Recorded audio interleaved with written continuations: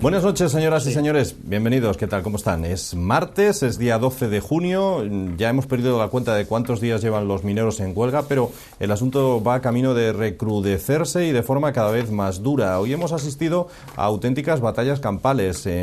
No es la primera. En estos días de atrás ha habido varias, sobre todo en el concejo de Lena, por el intento o por la consecución del corte de carretera de esa autopista que une Madrid con la meseta castellana, y por la intervención de los antidisturbios. Los mineros han respondido desde el monte lanzándoles cohetes y otro tipo de artefactos de fabricación casera. Ojo, porque aquí un día puede haber un disgusto que desde luego no creo que nadie quiera, pero puede producirse. Ojalá que no sea así. Pero ya digo, la situación desde luego se recrudece. En las últimas horas ha habido actos vandálicos en diversas sedes del PP, la de ayer, la de Mieres, la de Oviedo incluso, aquí en la capital del Principado, con la condena unánime de todos los partidos a esos actos vandálicos, podríamos decir, excepto Izquierda Unida, que ha asegurado que no firma un documento en el que se insinúa que los mineros son vándalos y no está dispuesto, por tanto, a condenar ese tipo de actuaciones. Mientras tanto, el líder precisamente del sindicato Soma UGT,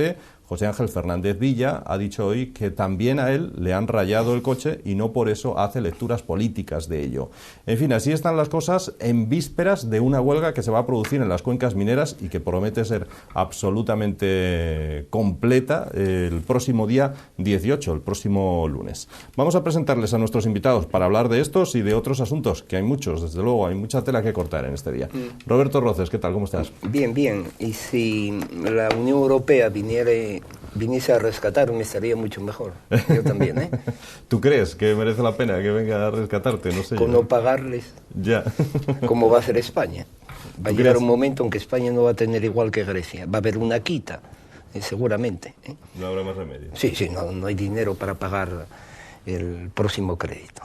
Además, eso con toda seguridad. No sirve absolutamente de nada este tipo de medidas de cara a los mercados. Las primas de riesgo y todas esas cosas que nunca habíamos hablado de ellas y que ahora lo menciona hasta cualquiera, sigue a 540. Al contrario, ha sido contraproducente.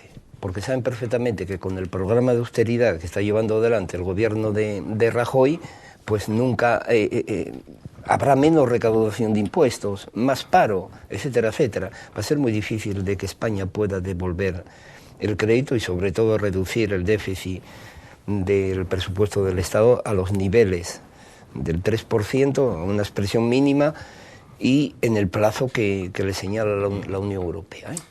Antonio Checa, ¿cómo estás, hombre? Pues muy bien, también preocupado. Muy preocupado, evidentemente, con todo lo que está ocurriendo en Asturias y lo que no es Asturias, evidentemente. Dice Roberto que estamos ya rescatados. No sé si eso es una buena noticia. No sé, ¿por dónde aquí empezamos? ¿Por ahí o por los mineros? Porque la verdad es que hay tanto de lo que hablar hoy que por donde... Bueno, entonces, Roberto, empezamos por ahí, por el tema este... Sí, económico. Adelante, venga. Bueno, vamos a ver. Yo, efectivamente... estoy tan preocupado como cualquiera de vosotros y quienes estamos examinando con frecuencia todas estas cuestiones. Yo, ya adelanto que tengo prácticamente terminado un artículo, que no lo he subido, todavía, lo subiré esta tarde seguramente, sobre el tema este del sistema financiero español, que yo llamo préstamo o rescate. La terminología no me importa lo más mínimo.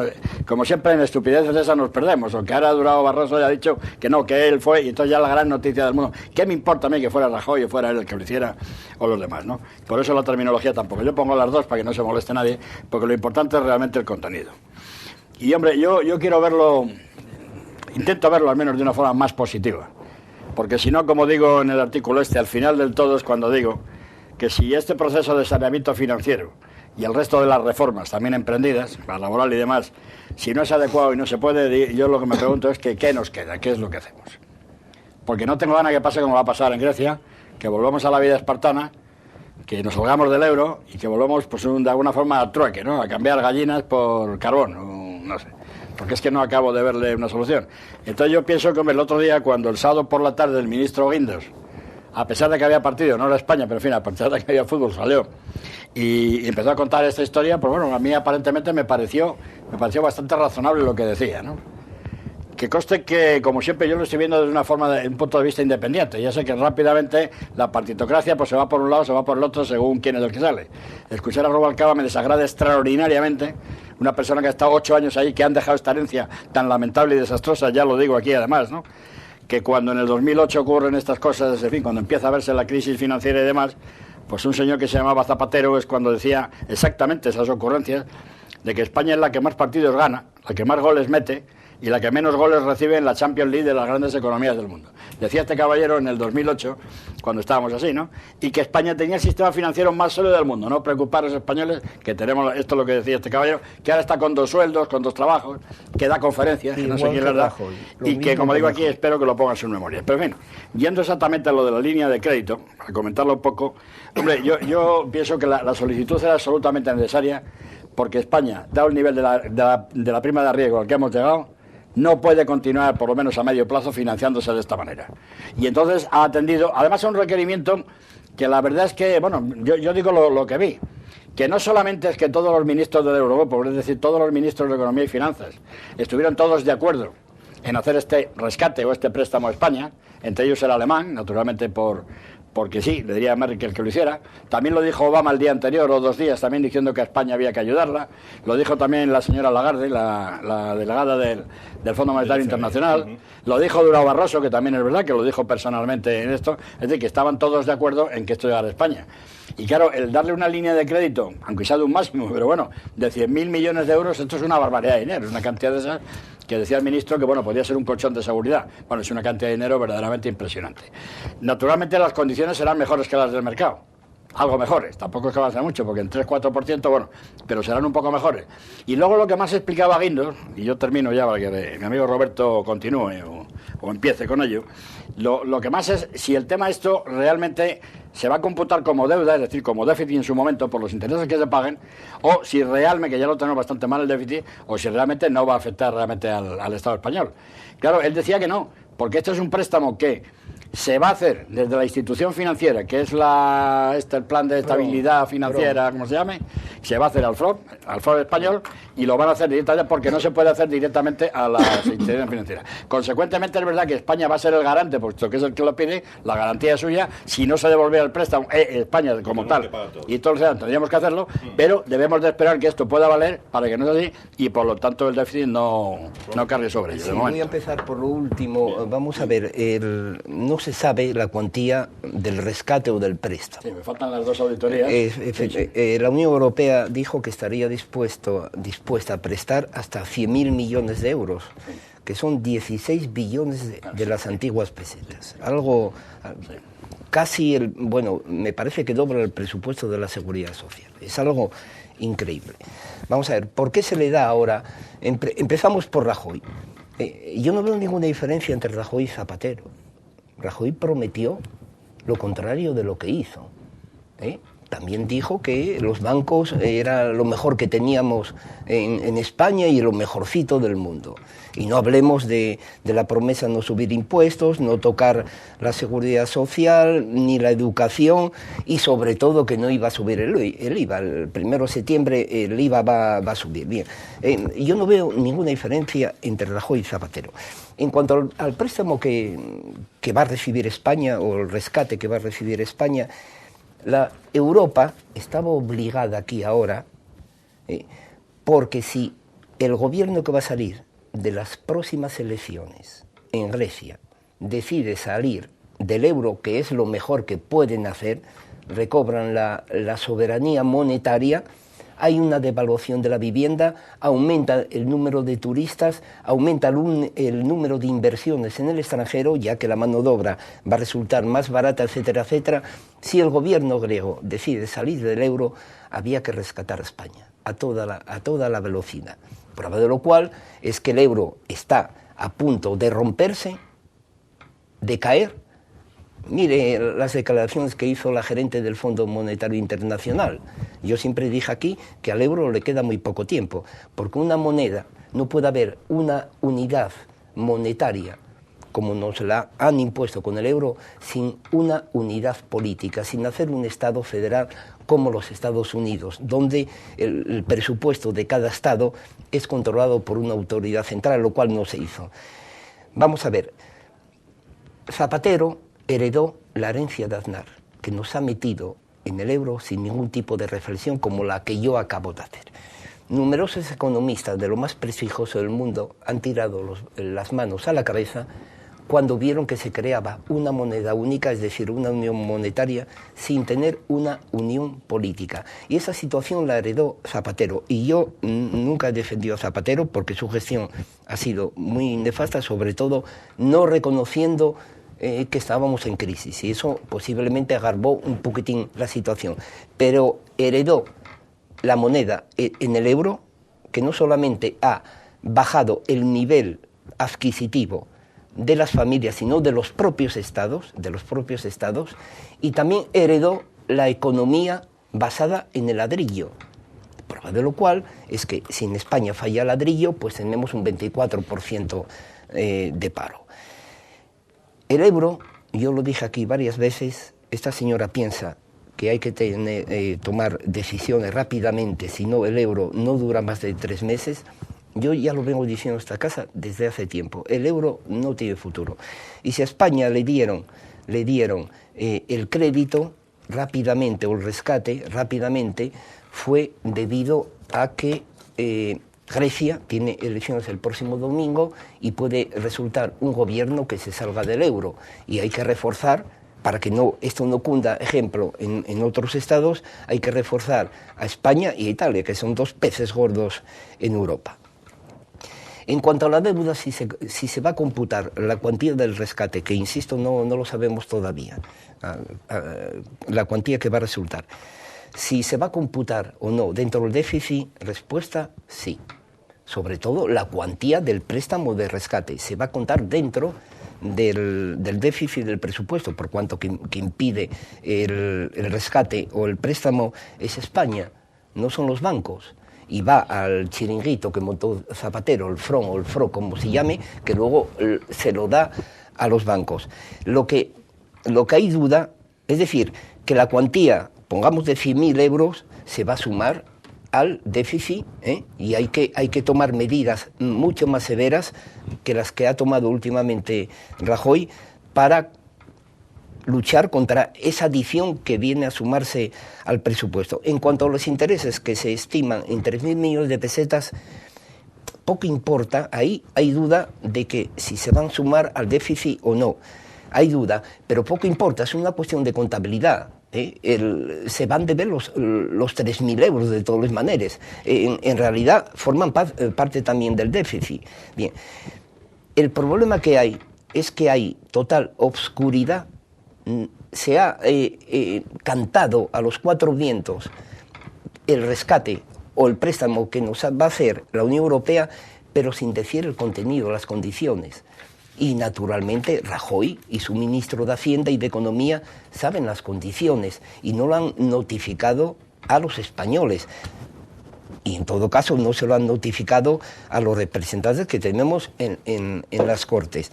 En conclusión, yo no sé si es bueno o es malo, no sé si es necesario o era innecesario ser rescatados o recibir ese préstamo por la Unión Europea. En todo caso, para mí es una mala noticia tener que acudir a la Unión Europea a pedirle dinero para rescatar a los bancos. Es para mí una mala noticia que va a tener una repercusión en el nivel de vida de todos los españoles, y eso lo vamos a saber dentro de muy poco por las condiciones que nos va a imponer la Unión Europea. Yo lo considero muy negativo que España haya tenido que recurrir a la Unión Europea para poder rescatar la banca, y después de la banca va a venir el propio país, aunque ya de guindos les dijo en la Unión Europea que si nos tienen que rescatar, preparen ustedes 400.000 millones de euros y para Italia 700.000 millones de euros. Es decir, en definitiva, el euro se va al cuerno. Checa. Bueno, vamos a ver. La verdad es que, claro, tú argumentas una serie de futuros que van a ocurrir y qué tal, pero que todavía no han ocurrido, que evidentemente podrían ocurrir, pero no darlos ni mucho menos, porque se puede ver también desde otro punto de vista. Yo entiendo tus argumentos, aunque muchos no los comparto, en la primera parte que has hablado de Grecia, de tal y de cual, no comparto en absoluto lo que has dicho de deuda y déficit, porque creo que hay un error de concepto de lo que estás diciendo. Es decir, la deuda no es déficit, es otra cosa distinta y por lo tanto no se computaría, porque el gran problema que tenemos es el déficit, no la deuda, donde estamos más o menos por la media europea. El problema sí tenemos en el déficit, que es un déficit elevadísimo y mucho más todo el que ha ido apareciendo.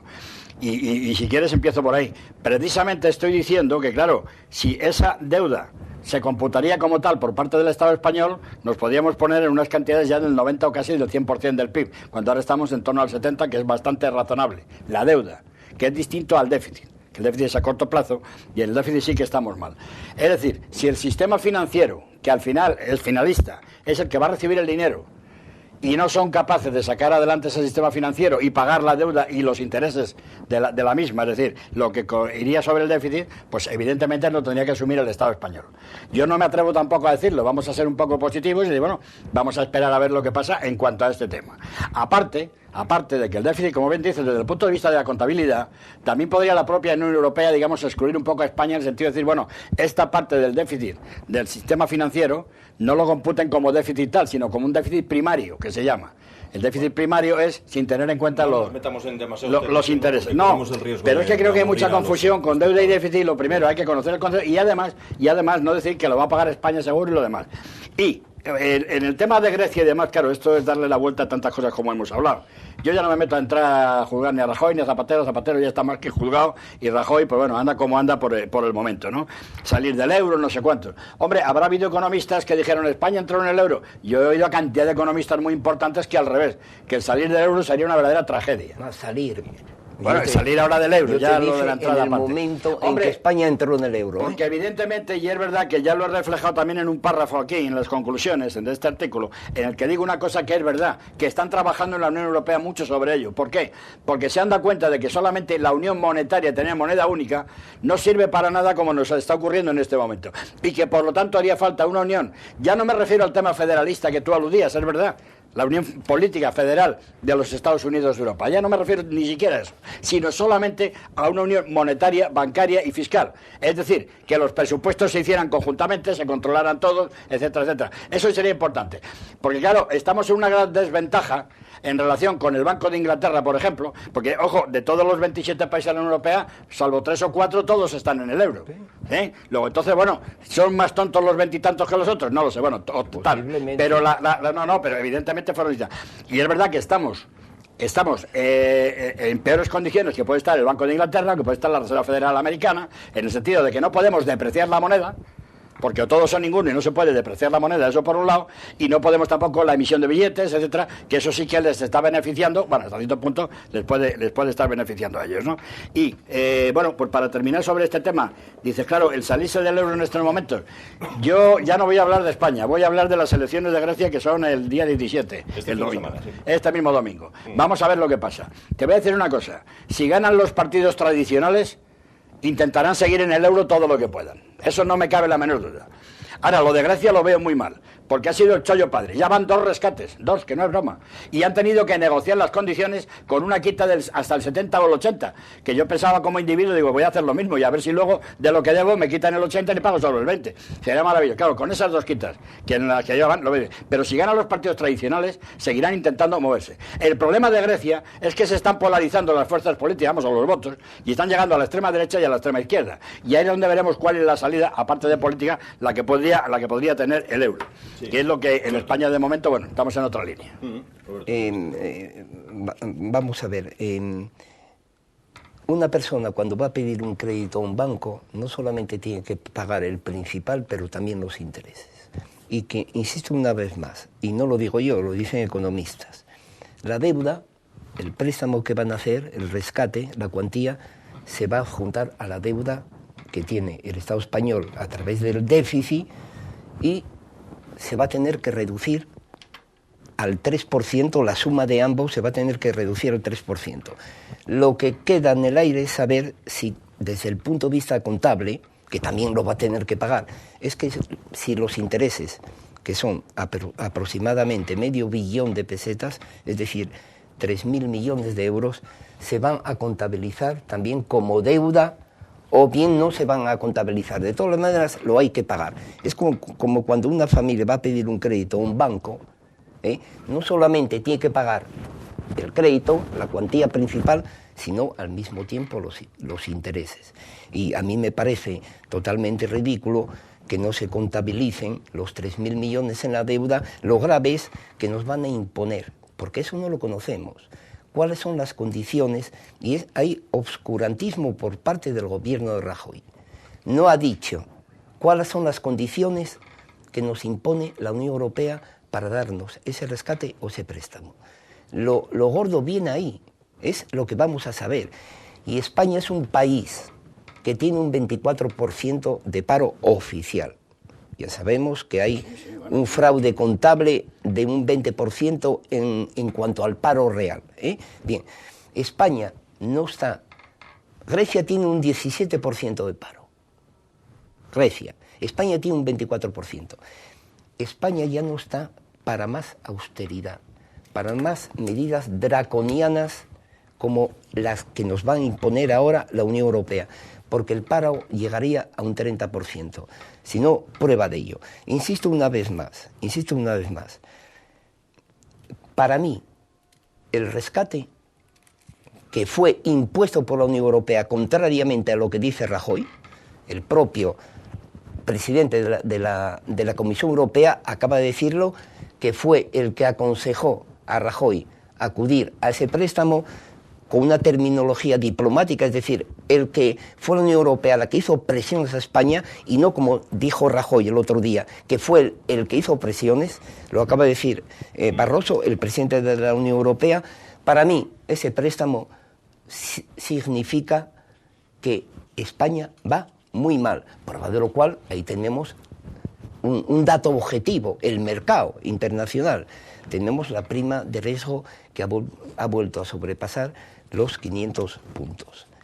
Y además la bolsa ya bajando a niveles ya desconocidos. Consecuentemente, si el mercado internacional, a través del análisis que puedes hacer de la subida de la prima de riesgo y lo que te rondará Morena, ya sabemos dónde llegó a subir la prima de riesgo de Grecia, de Portugal y de Irlanda, es el propio mercado internacional el que no ve, al menos no ve positivamente, que Europa haya tenido que venir a rescatar los bancos españoles a través del Estado español. Vamos a ver, en el tema de... Le pido rápido, sí.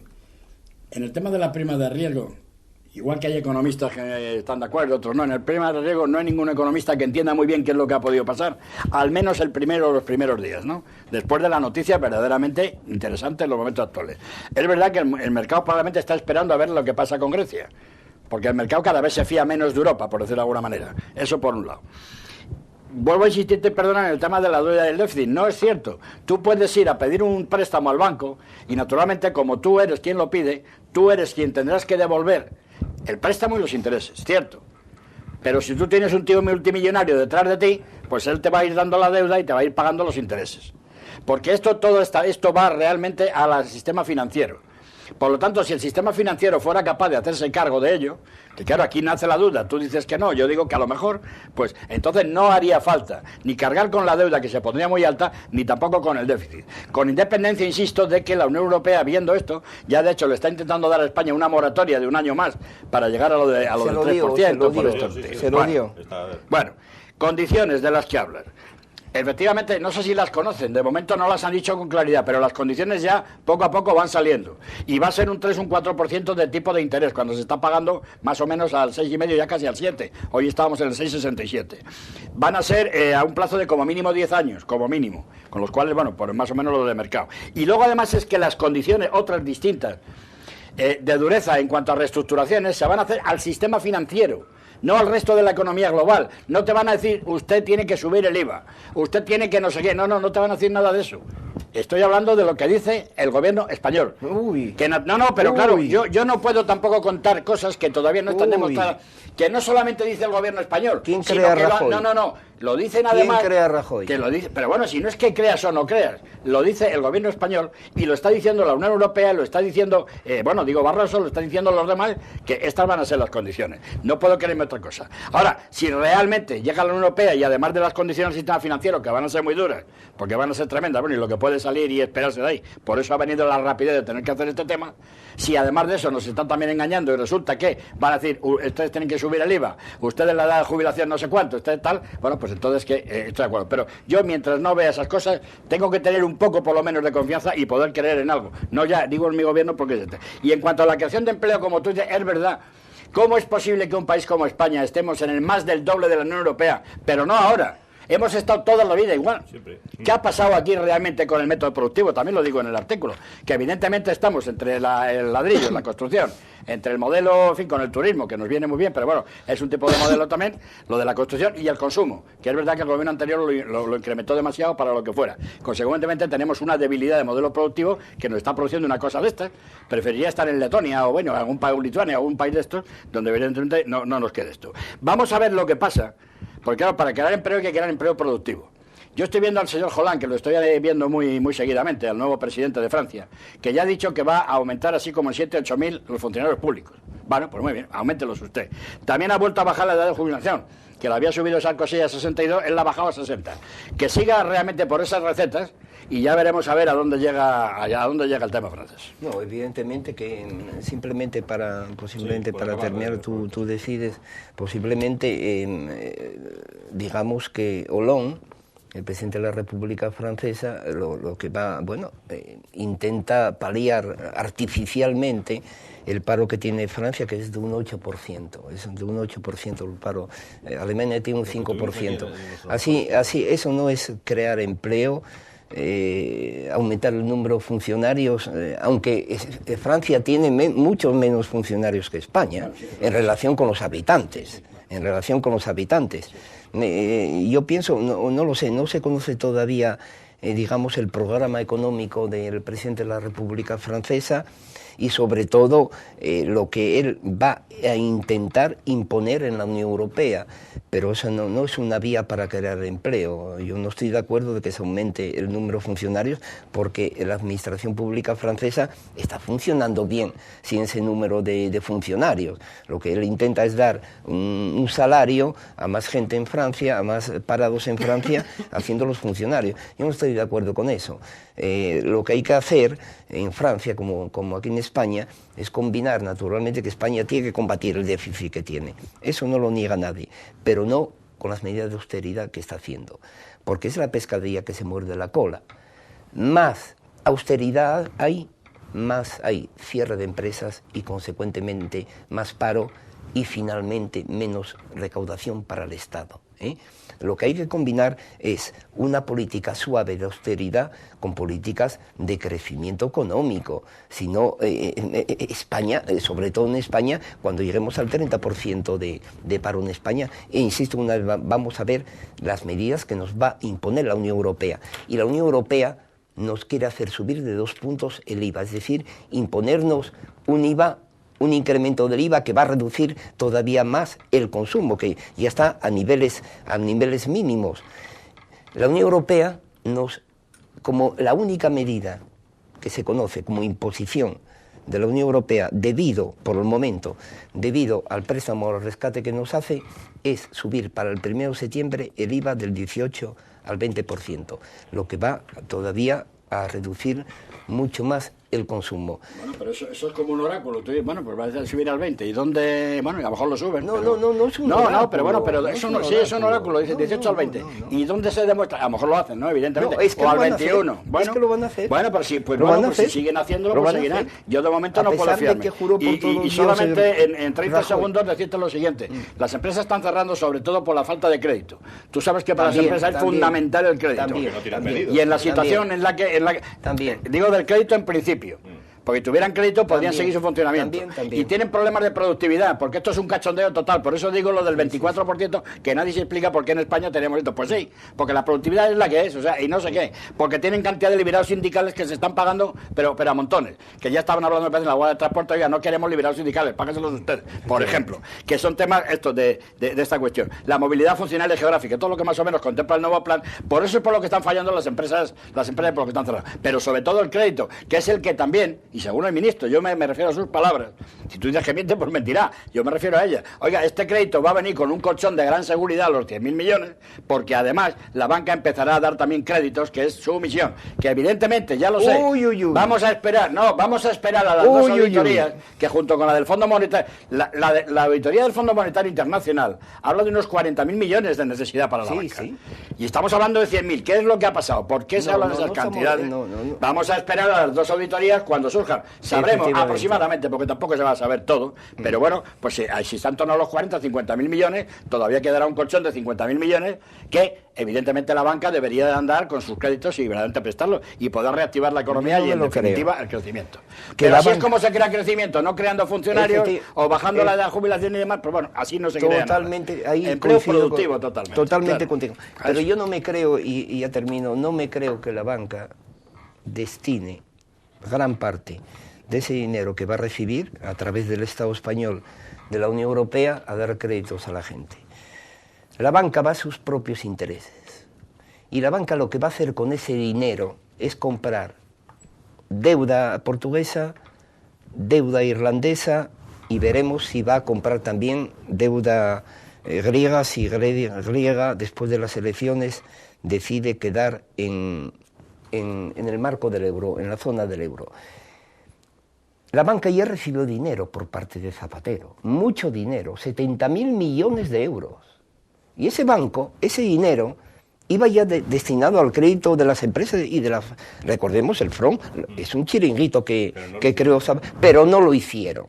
La banca va a buscar sus propios intereses, además de tapar los agujeros que tiene, sobre todo las antiguas cajas de ahorros, porque hay bancos al parecer solventes, y yo no lo pongo en duda, como es el Banco Santander y el BBV. Bien, pero la mayoría de los bancos están echando agua por todos los sitios en España, salvo esos dos bancos y alguno que otro más. Y ya recibieron 70.000 millones, recordemos, del gobierno de Zapatero, que iban destinados en principio a dar créditos a las familias y a las empresas. No hubo nada de eso. Lo destinaron a comprar deuda griega un 7%, de aquella ahora está mucho más elevado, deuda portuguesa tal. O sea, olvidémonos que ese dinero va a ser para los créditos. ¿Cómo van a lo suyo y compran deuda griega y van a lo suyo a la banca? Hombre, por los intereses. Que reciben pues será porque les obligarían, porque también les dan un dinero para decirles específicamente qué es lo que han hecho con la compra de la deuda española, que los bancos han recibido, pero han tenido que comprar deuda española, evidentemente. Que nos vamos a ir a publicidad, que queremos hablar de Asturias, nos lo piden siempre nuestros espectadores, y queremos hablar de esa situación, de las protestas de la minería, de cómo se va recrudeciendo sin duda este tema de la huelga, de las protestas, de lo que está pasando con el ataque a las sedes del Partido Popular, etcétera. Vamos a hablar de ello después de la publicidad. Ahora mismo venimos.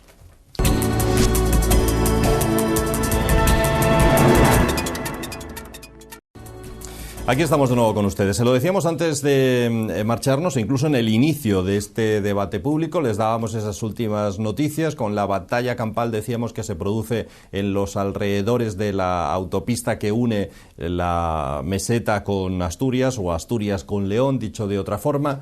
Se lo contábamos también de esos ataques que las sedes de Mieres, de Aller o de Oviedo, las sedes del Partido Popular están sufriendo, de las declaraciones de unos y de otros, y cómo el tema, ojo, porque se va recrudeciendo, y ojalá que no tengamos que hablar por parte de unos ni de otros de ningún tipo de susto o de víctima de gravedad. Viendo las imágenes de las cargas policiales, viendo las imágenes también de cómo los mineros responden a esas cargas, cómo se disparan cohetes y otros sistemas caseros, uno teme que eso pueda ocurrir. Ojalá que no. Roberto, sobre este asunto. Ojalá que no. Vamos a ver, la lucha de la minería siempre ha sido una lucha muy fuerte contra las instituciones y utilizando la calle.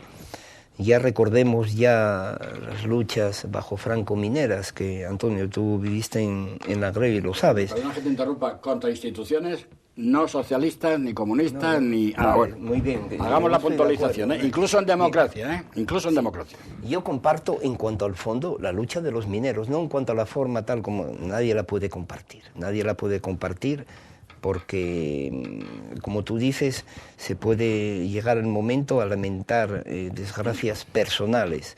y eso no es así. Bien, la historia de la minería es que la minería, sobre todo en Asturias, la producción de la minería nunca es rentable, por cuanto hay que ir a mucha profundidad y cuesta mucho extraer el carbón. Ya bajo Franco, las minas eran privadas y cayeron en quiebra y tuvo que las rescatar Franco y meterlas en el INI para poder mantener el empleo en las cuencas mineras y para poder mantener la economía en Asturias. Bien, ahora estamos en lo mismo. Bien, el recorte que intenta, no voy a hablar en cuanto a las formas, deseemos que no suceda ninguna desgracia. Lo que yo voy a hablar en cuanto al fondo, los mineros, naturalmente, que luchan por sus propios intereses, eso sin lugar a dudas, pero al mismo tiempo están luchando por Asturias, porque si se cierran las minas, no solamente están perjudicadas las cuencas, está perjudicado toda Asturias. Contemos la inyección económica que supone para Asturias que se subvencione la producción de la minería.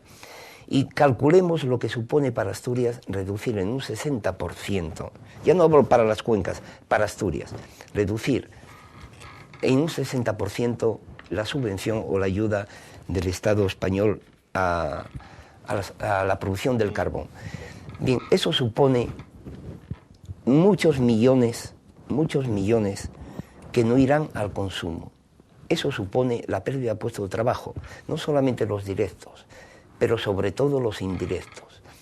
Si a esa pérdida de consumo, de inyección económica, consumo y puestos de trabajo, se añade la posible pérdida de muchos puestos de trabajo, si no es el cierre de Arcelor, España se va al cuerno. Lo que quiero decir por ahí, Asturias se va al cuerno. Lo que quiero decir por ahí es que todos los asturianos, naturalmente, que la mayoría no aprobamos, no compartimos la manera que tienen de luchar, pero todos los asturianos deberíamos estar al lado y apoyar en los mineros para que no se reduzca la aportación del Estado a un 60%, porque está en juego la economía de Asturias. Bueno, vamos a repetir, y perdona, Víctor, que tú me lo has oído decir muchas veces, pero no tengo más remedio que repetir lo que he comentado ya muchas veces de la forma más sintética posible. Hace más de 25 años, el entonces ministro de Industria, el señor Solchaga, dijo 60.000 pesetas y 60.000 millones y cerramos unos de pesetas. Naturalmente a los mineros no les gustó, ni a quienes estamos en las cuencas tampoco, porque eso no era manera de hacerlo y se tuvo que buscar una solución intermedia que al final se consiguió por dos razones. La primera, porque no se podía seguir, y tú lo decías antes, que es la profundidad, no solamente la profundidad, los problemas mineros son otros también, no la profundidad, sería lo de menos. Los problemas es el carbón tan espantoso que se saca, que es malísimo, en torno al 40-50% de cenizas, yacimientos y demás. Bueno, en resumen, que hace 25 años el coste por tonelada del carbón, hablo de Unosa sobre todo, que es el que conozco, estaba así como en las 40-50.000 pesetas de aquellas, que era una auténtica barbaridad. Claro, las pérdidas soportables eran tremendas. Entonces, ni aquello se podía aguantar, porque al Musel te traían carbón, además de muy lejos, de Sudáfrica, de sitios muy lejanos, Polonia, que con los fletes incluidos, con el transporte incluido, te lo vendían a 2, 3, 4.000 pesetas como mucho, y además mejor carbón, y mejor carbón. Y aquí lo tenías que sacar esas cantidades, con lo cual se llegó a la solución ecléctica o intermedia. Es decir, bueno, como no podemos cerrar todo de una vez, porque evidentemente se incendian las cuencas mineras y esto no es solución, y con esos dineros, y ahora hablaremos de los fondos mineros, que tengo ganas de contarlo, lo que ha pasado, vamos, muy concretamente o en parte. Dijo, bueno, pues entonces vamos a una solución intermedia. Vamos a hacer toda una serie de planes tricuatenales de reestructuración, de tal manera que se va a ir perdiendo producción continuamente y a la vez se va a ir perdiendo plantilla. Pero bueno, esto nos dará un colchón de tiempo para que a base de los dineros que se van a meter en la reconversión de las cuencas mineras, que se ponía entre mayúsculas, lleguemos, dentro de los años que sean, han pasado ya 22 años, porque el primer plan comenzó en un trianual, 90, 91, 92 del siglo pasado, y llegaríamos a una seguridad del abastecimiento, que tenemos derecho a ella, evidentemente, es decir, bueno, que se puede fijar en lo que sea, 500.000, 1 millón de toneladas, y los mineros correspondientes para poder sacarlas. Naturalmente se fueron seleccionando yacimientos, se fue mecanizando las minas extraordinariamente, la seguridad impresionantemente buena, ya no hay silicóticos, hace ya muchos años que no los hay, etcétera, etcétera. Y entonces hemos llegado a esta situación. Y yo he comentado ya, esto es la idea que digo, porque se debía de haber continuado. ¿Qué le ha pasado al ministerio o al ministro? Pues le ha pasado que cuando llegan al ministerio, a todos los ministerios le dicen hay que recortar dada la situación económica española, ¿vale? Entonces él dice a quien le toque hacer el presupuesto en el ministerio, oye, yo tengo que recortar tanto, tú empiezas a recortarme las partidas, y entre ellas, nada más que le da por recortar un 62% a la partida referente a la minería, que hay un plan, no lo he traído, pero vamos, hay un plan firmado además entre el gobierno español anterior y la minería, está firmado hasta el año del 2006 hasta el 2013 o 14, bueno, una cosa de estas. Que es por lo que los mineros ahora se han rebotado, que si está firmado un plan, ¿por qué ahora nos hacen una cosa distinta y nos pegan este quite? Yo no coincido, porque se está hablando mucho del tema ideológico, del tacherismo, de no sé cuántas cosas, me parecen barbaridades. Yo creo que ha sido un error económico que parte del Ministerio, pero no se han dado cuenta del gravísimo error político que cometían, porque las cuencas mineras, que todos conocemos al aspecto combativo y todo lo que ha habido de los mineros, digo combativo por decirlo suavemente, hace 22 años, que se dice pronto, 22 años que no ha habido problemas en Asturias con las cuencas mineras, no ha habido ninguno.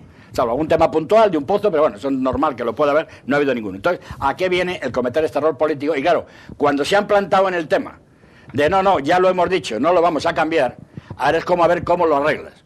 Porque la verdad es que las soluciones podrían haber sido mucho más sencillas, puesto que eran 200, 300 millones, que realmente no eran tampoco una cantidad suficientemente importante.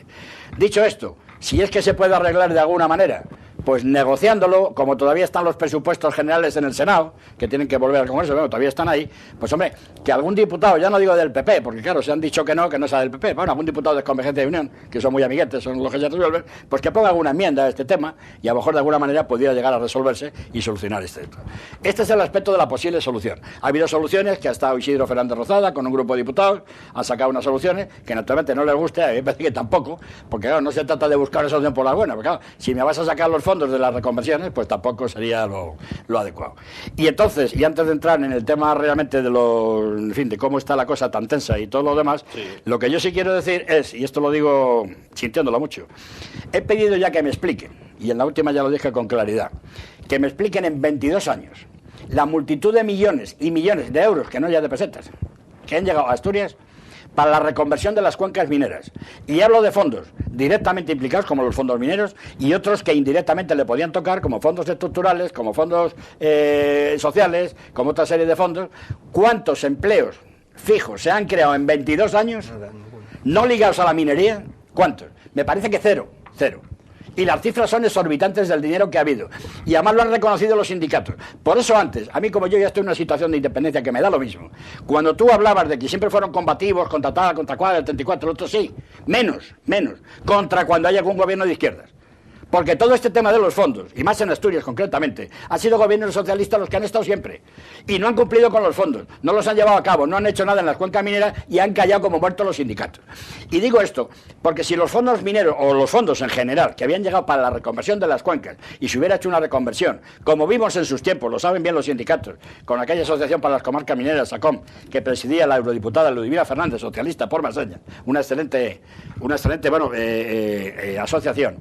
Ya vimos cómo se reconvertían las cuencas mineras en Bélgica, en Holanda, bueno, porque tenía una parte, me refiero a la parte sur que tenían un poco de minas, cómo se reconvertían en Francia, en fin, sí se habían hecho reconversiones. Incluso en Inglaterra llegaron a hacerse reconversiones a pesar del tema. Y aquí en España no hay absolutamente nada, y si no que me cuenten, en las dos cuencas mineras más importantes, bueno, me imagino que el Narcea menos todavía, no cabe duda, pero las dos importantes de aquí no hay absolutamente nada. Y es verdad que si hubieran hecho las reconversiones, el problema no sería el mismo, porque habrían muchos más puestos de trabajo no ligados a la minería, que estarían también con dificultades, dada la situación actual, pero que realmente los tendríamos. Porque sí es verdad, como decías, de que puede ser un poco tragedia, aunque bueno, hasta cierto punto. Yo conocí unos con 40.000, 30 y tantos mil mineros. Están ahora mismo con 1.800, señores, 1.800.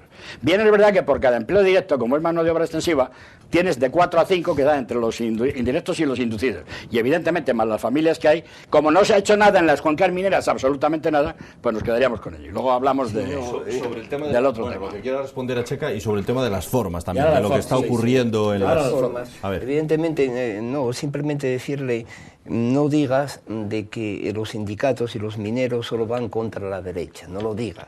Bajo Felipe González hubo una huelga muy importante con encierro dentro de las minas, no sé si lo recordarás, y de ahí salieron las prejubilaciones.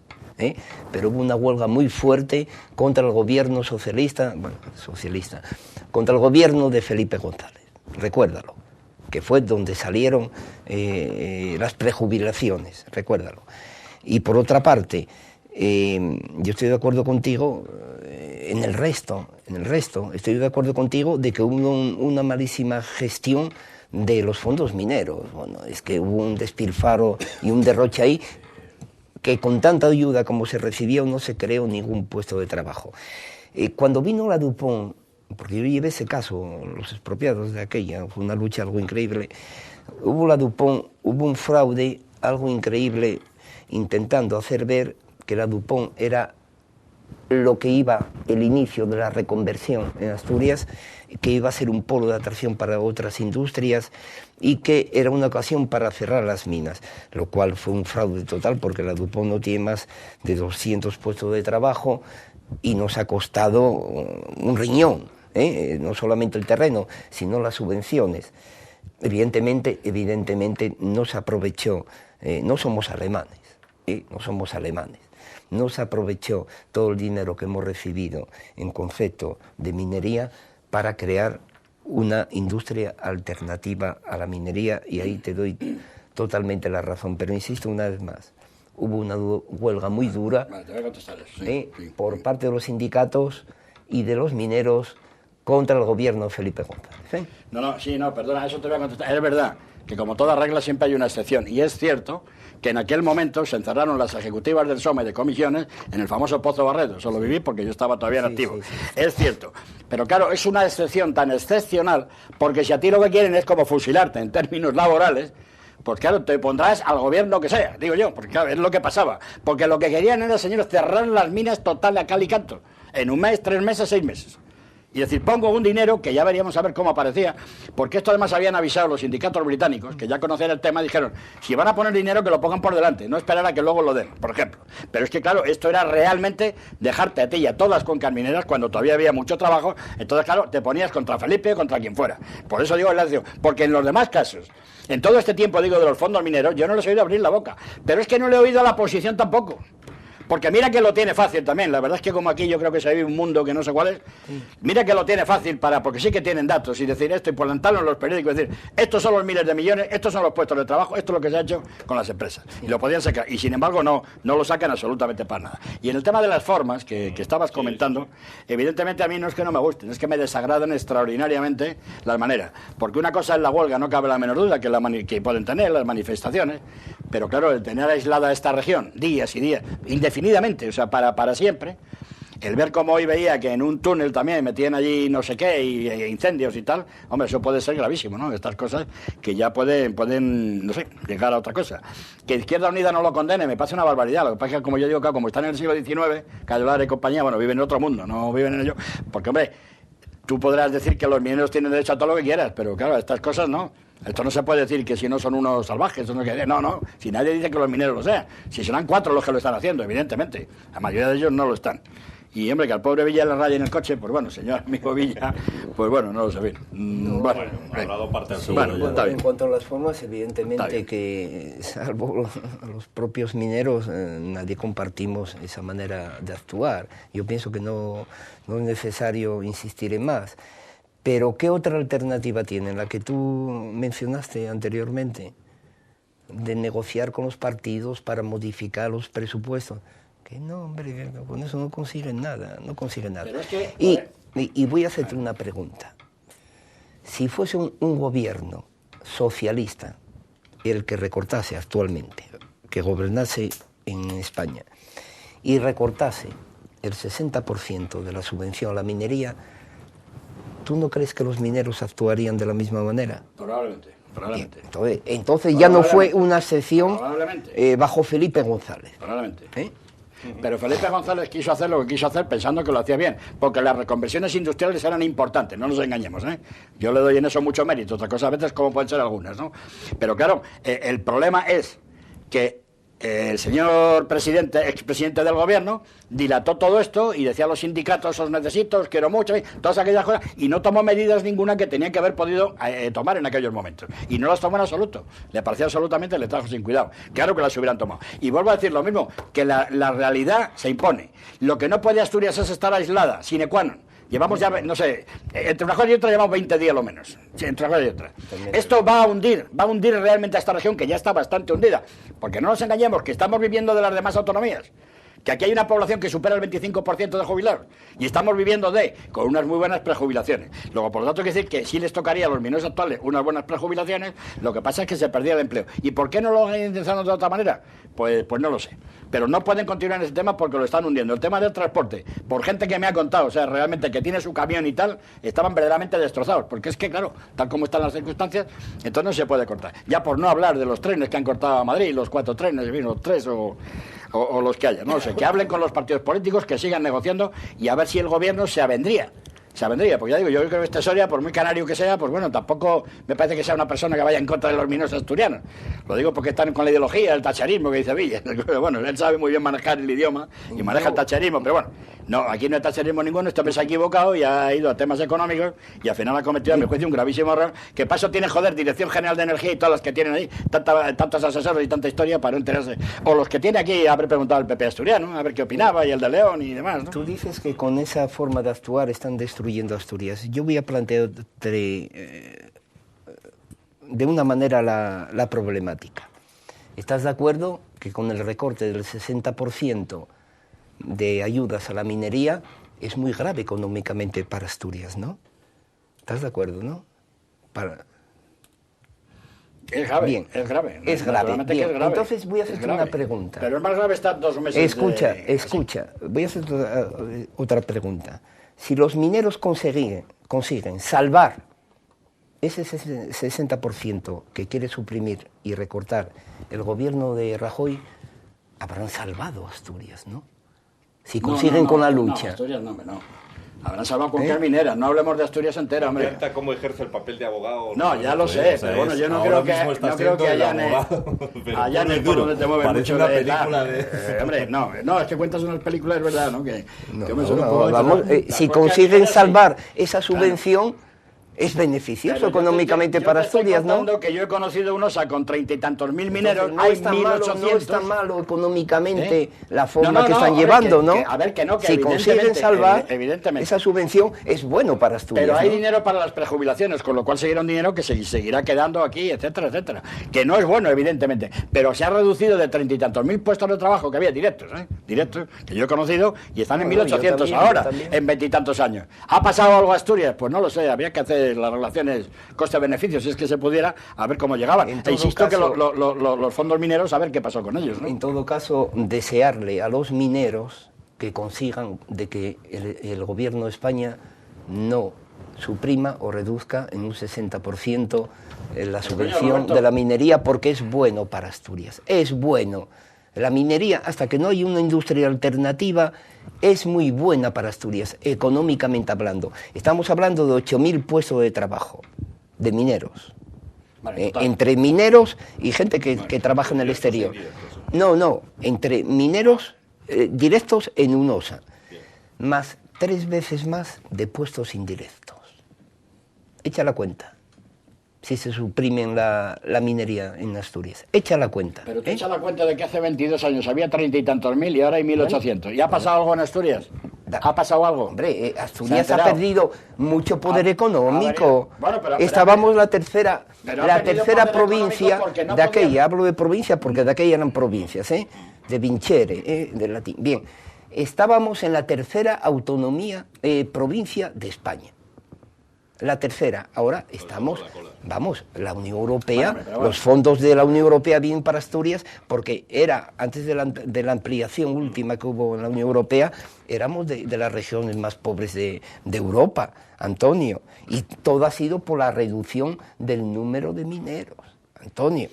Pero todo era un tinglado subvencionado, evidentemente, claro, fue muy floreciente Asturias, con una gran Ensidesa, con una gran UNOSA, con unas empresas metalúrgicas impresionantes, con unos astilleros fabulosos, pero todo eso a base de subvenciones. Y claro, la economía va cambiando y no se puede subvencionar permanentemente, por eso digo lo que pasaba en UNOSA, cómo se pagaba la tonelada.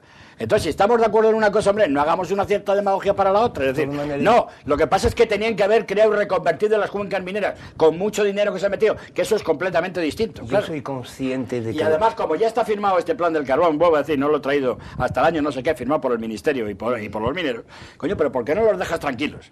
Yo eso no lo puedo decir más claro. Que a mí me parece delirante y un error político gravísimo el que no se haya mantenido un plan que ya estaba, que ha habido una paz social impresionante aquí. Coño, déjalos funcionar, que son 200, 300 millones más, que no van a ninguna parte. Claro, te dicen enseguida lo de Bankia, lo de tal, bueno, eso es otra cuestión, porque evidentemente estamos hablando de 100.000 millones para la banca comparado con esto. De todas maneras, yo personalmente... Que lo arreglen, hombre, que lo arreglen, que lo pueden solucionar, hombre, que lo pueden y lo deben solucionar, que los presupuestos no están aprobados Soy todavía. consciente de que los asturianos valemos muy poco a la hora de crear empresas productivas, no empresas que consumen la riqueza que se produce.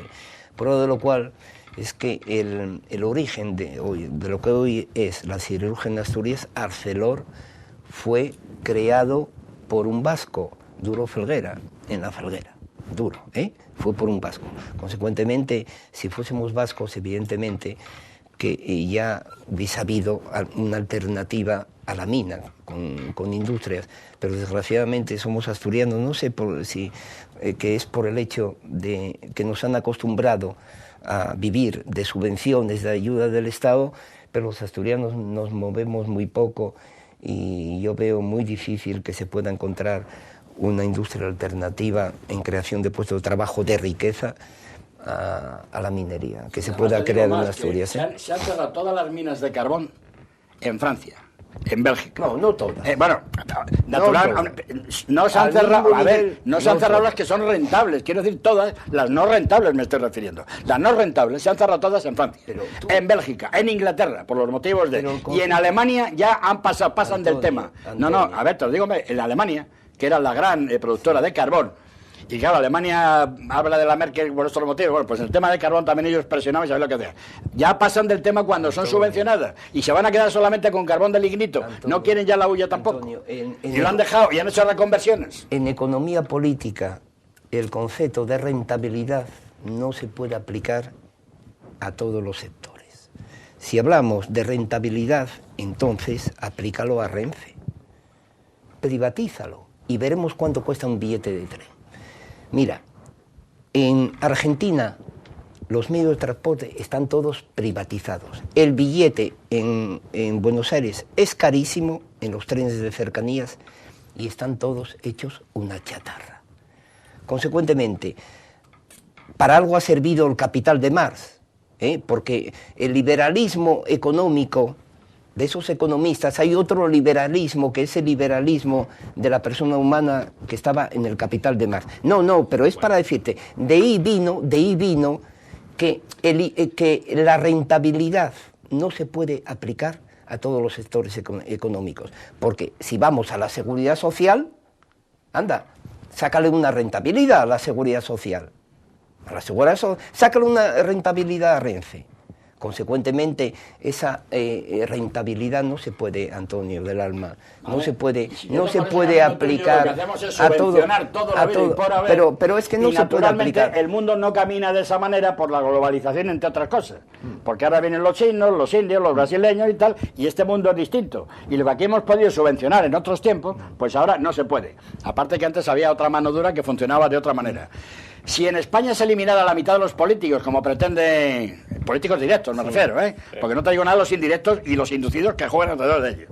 Si se eliminaran las comunidades autónomas tal como están funcionando ahora, si se eliminaran las diputaciones todas, si se eliminaran el 80% de los municipios y se juntaran y se fusionaran, etcétera, etcétera, que a propósito, más todos los gastos superfluos, todo eso daría para mantener las minas a lo mejor en esta situación, para mantener una Renfe más o menos saneada dentro de lo que cabe y algunas cosas que hay de. Pero sobre todo economía de mercado, que haya competitividad, porque si no al final pues ocurren las cosas que ocurren. ¿Cuántas empresas han cerrado en España y en Asturias concretamente? De 1, 2, 3, 4 trabajadores, que son la mayoría de ellas. ¿Cuántas? ¿Y quién sabe de ellos? No sabe nadie nada, porque ellos no salen a la calle, no cierran carreteras, etcétera, etcétera. Pues también tienen familia detrás. Y así es el problema. Que a propósito, fue muy simpático el otro día, en cuanto a eliminar instituciones superfluas que no valen para nada aquí en Asturias, se han limitado a eliminar 2 síndicos. Ah, bueno, sí, yo veo, sí, No, es que es de risa, es que es de risa, de risa. Claro, se están protegiendo para que no haya eliminación para suprimir la mitad de diputados en la Junta aquí, que sobra, como es la intención de Esperanza Aguirre en Madrid. Pues ya se han adelantado, vamos a eliminar don síndicos, mira, aquí ya estamos eliminando instituciones, bueno, de risa, ¿eh? No, pero a mí me parece más grave el tema de los síndicos por lo siguiente. Yo no sé si habrá que dejar uno o ninguno, que no lo sé, porque a lo mejor también es verdad que estamos No creando... es vinculante el informe y nunca le hacen caso. Pero la pregunta que hay que hacerse, ¿merece la pena tener una sindicatura de cuentas? ¿Merece la pena o no? No, tú dices que no, yo es que ahora mismo tengo la duda. Si no merece la pena, y lo que van es por unos derroteros políticos, porque claro, al poder instituido no le gusta tener síndicos, no le gusta controles. Y es verdad que el último informe que ha salido sobre el tema de los fondos mineros, concretamente, pues claro, lo deja como lo deja. Ya este es un gobierno que no deja de estar metido con el anterior, etcétera. Y entonces no les interesa controles ninguno. Cuando la sociedad civil y democrática tiene que tener muchos más controles, que por eso hemos tenido todos los problemas que tenemos. No porque funcione mal la economía de mercado. Si funciona la sindicatura de cuentas a quien controlaba, si eran síndicos del PSOE y del PP, hombre. Bueno, bien, hombre. Bueno, señores, que parodiando aquella célebre frase, menos mal que nos queda Portugal, podríamos decirlo de menos mal que nos queda Nadal, que nos dio una alegría ayer Checa. Sí. Muy rápidamente, que nos quedan 30 segunditos. Digo lo de Nadal porque lo de Nadal es ya una realidad. Lo de la selección española está por ver. Empezó el otro día con Italia, a ver cómo acaba la cosa. No, Checa. Nadal hoy miraba, bueno, la edad, porque tenía una idea, pero tiene 26 años. Lleva 50 torneos ganados, con 50 torneos de, vamos, importantes, ¿no? Y me parece que ya está igualado en los grandes slams, o sea, en los grandísimos torneos, con Borg y con otro más. En cuanto que gane uno más, y con 26 años todavía le quedan por lo menos 4, pienso yo, de tenista, se convertirá en el mejor tenista del mundo, porque realmente da gloria verlo. Lleva 7 Roland Garros, claro, son unos números que son verdaderamente impensables. De la selección, pues no lo sé. Sí, yo no soy un aficionado del deporte de masas, pero comprendo que Nadal es un gran deportista y lo prefiero a los futbolistas, ¿eh? Bien, es el único que gracias a él hoy se habla un poquitín bien de España, ¿eh? Bueno, y siempre es importante de que aparezca la bandera, aunque tampoco soy de banderas, ni de símbolos, ni todo eso, pero que aparezca la bandera en París, que aparezca el himno de España, o sea, y que no lo silbe nadie. Está haciendo más por España, francamente, que Rajoy. Yo el otro día, cuando lo del himno de España, casi me pongo de pie, ¿no? Por una razón. Porque digo, hombre, aunque sea en Polonia, pero bueno, puedo escuchar mi himno, ¿no? Porque ya no lo puedo escuchar ni en la capital de España, que se los trae. Yo ya no pido escucharlo en Bilbao, que ya lo sé, vale, no me importa. Estos franceses de vez en cuando también les sirvan pero bueno, a Nadal, ¿eh? Que estos franceses de vez en cuando también sirvan a Nadal. Celosos, naturalmente. Hace tiempo que no tienen un líder en tenis, ni... Bueno, no, bueno, oye, Tim Alpered, efectivamente, son muy suyos, son bastante suyos, pero yo pienso que Nadal, ya te digo que yo no soy un aficionado al deporte de masas, que el tenis se ha vuelto un deporte de masas también, pero reconozco que Nadal es un gran deportista, insisto una vez más, y que está haciendo más por España que Rajoy, ¿eh? Roberto, muchas gracias, hombre, por venir. Ese final es muy bueno, conservarlo, que muy bueno.